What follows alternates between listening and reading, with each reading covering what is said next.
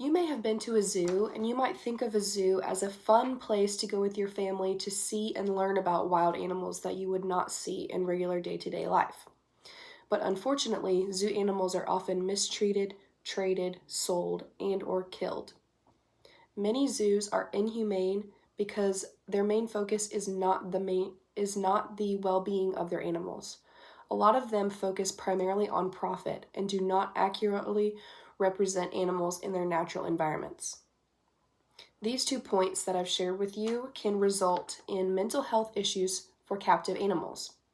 I'm going to enlighten you today on exactly how many zoos are inhumane. The information I'm going to share with you today comes from Animals Australia, Sentient Media, and PETA UK. So first, I'm going to talk about how zoos are really more for humans than they are for than they are for animals. Many zoos advertise that they raise money for conservation projects, but most animals in zoos are not endangered animals to begin with.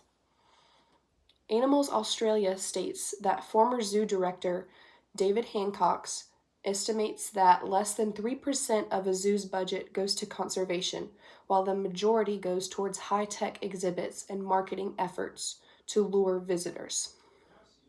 Baby animals are often also bred to make people want to visit the zoo, even if there isn't adequate space for them.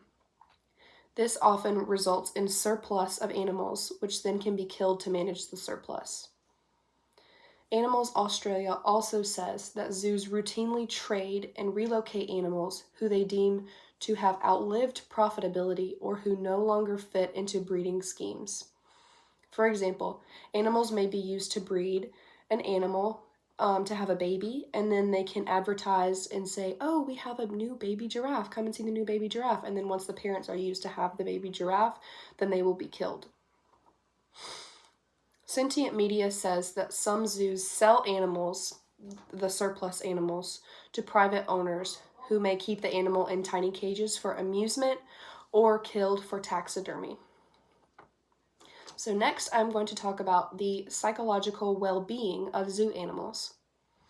When animals are traded or relocated between multiple zoos, they can become stressed as they're leaving behind their social bonds that they have made with other animals or people, and as they leave their surroundings that they have grown accustomed to.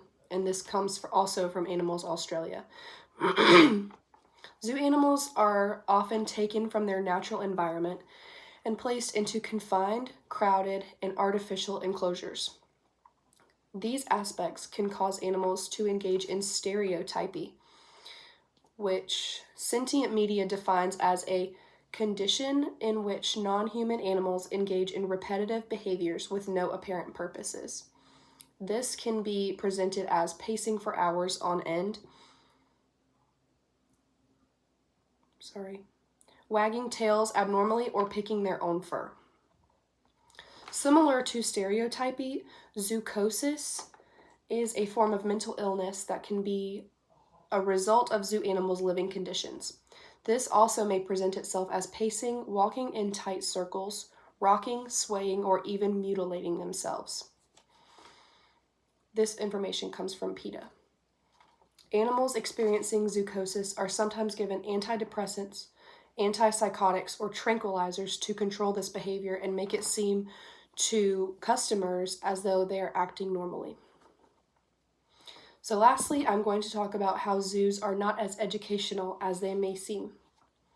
As I stated before, animals are sometimes given medications such as antidepressants, antipsychotics, or tranquilizers to control or alter their behaviors.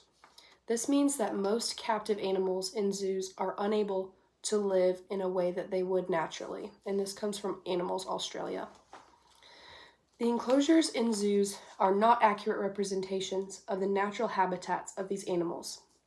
People can try to replicate these habitats as best as they can, but ultimately they are artificial, and the animals know that it is not the same as the environment that they originally came from and that they should be in. Animals Australia also stated that a study of 4 zoos in the USA found that only 6% of visitors said they visit a zoo to learn more about animals, while 86% of visitors said they went to the zoo for social or recreational purposes.